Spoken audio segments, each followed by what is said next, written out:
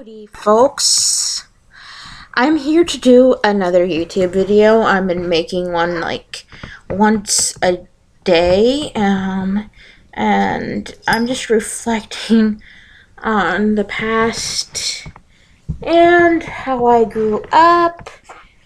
Did you fart? Mariah. Yeah, I just watched one of my favorite shows growing up, as told by Ginger. There was a cartoon that I was obsessed on during junior high, becoming a teenager, and still loving cartoons. I mean, I was big on Hey Arnold and Doug and Rugrats. If you have seen any of my previous videos. Back in my teenage years, I was more awkward in my middle school years. Actually, I was not a Pink Floyd fan at all during my teenage years. In fact, my 7th grade year, I listened to a lot of rap music, Blink-182, which was a punk band, Eminem, Destiny's Child, bands like that, that were really big back then. I had a love thing with Britney Spears. I still do. A hate thing. Actually, I listen to a lot of Mariah Carey. How ironic, because I have a cat named Mariah.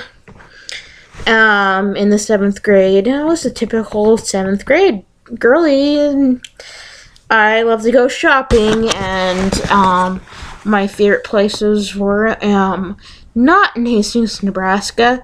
Grand Island had a nicer mall. They had American Eagle and stores like that. But if I really wanted to have fun, I had to go to Lincoln, Nebraska, or Omaha.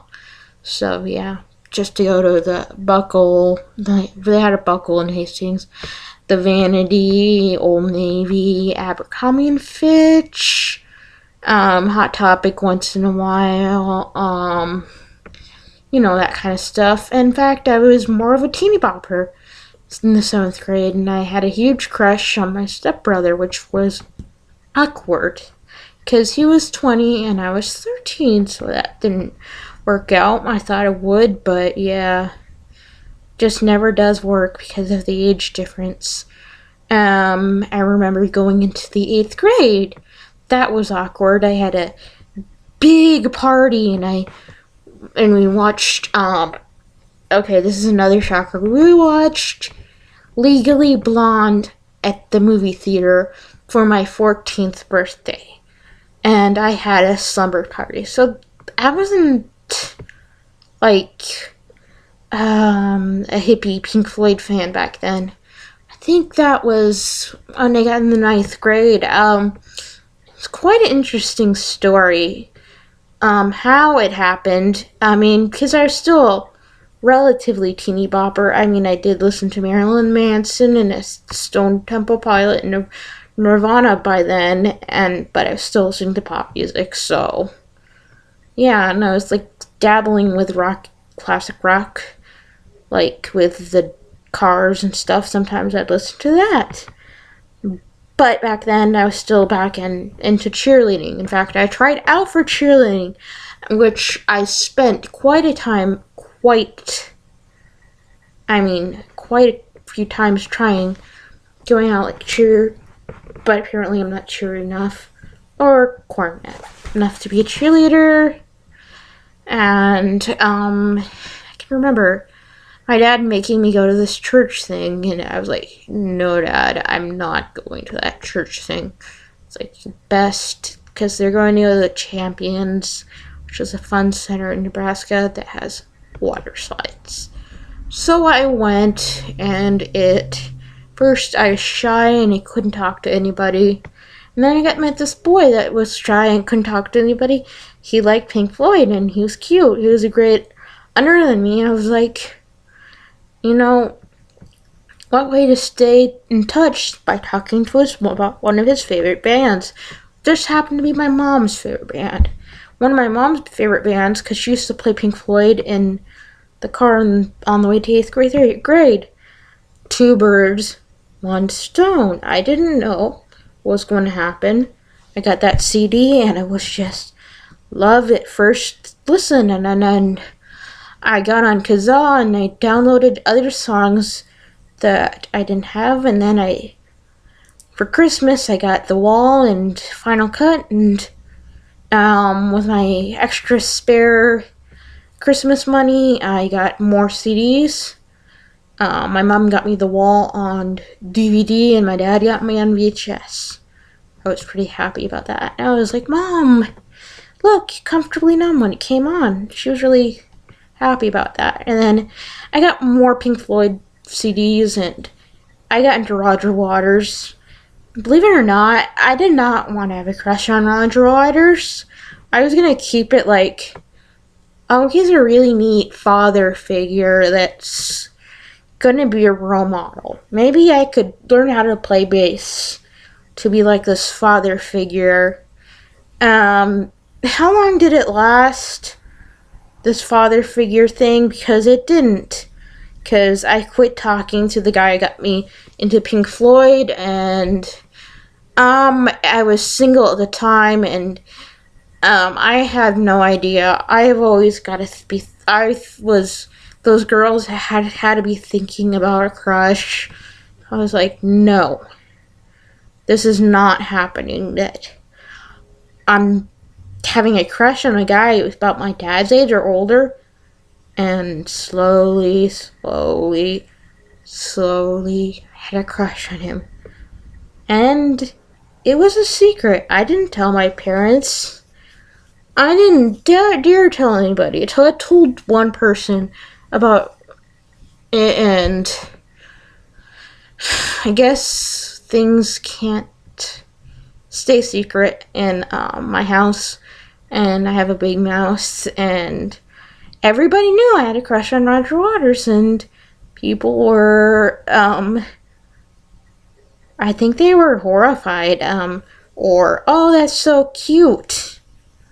And then I went on a Pink Floyd site. I think it was an Uptown Pink Floyd. And then I met people, other Pink Floyd fans, and girls that had a crush on him, and I came out. It was kind of like coming out of the closet. I mean, in a way. It was awkward. I've heard everything. Like, when I told my friends, they were a little bit, Libby, what have you got yourself into? And then went into Catholic school. I think people were used to it, but I've gotten made fun of for it. I don't know how many times I have been compared to Anna Nicole Smith, or have had references about old balls. Nice by people, peers, and chewed out. But oh well. This was supposed to be about my middle school years, and now it's about Roger Waters. I guess that's my teenage years.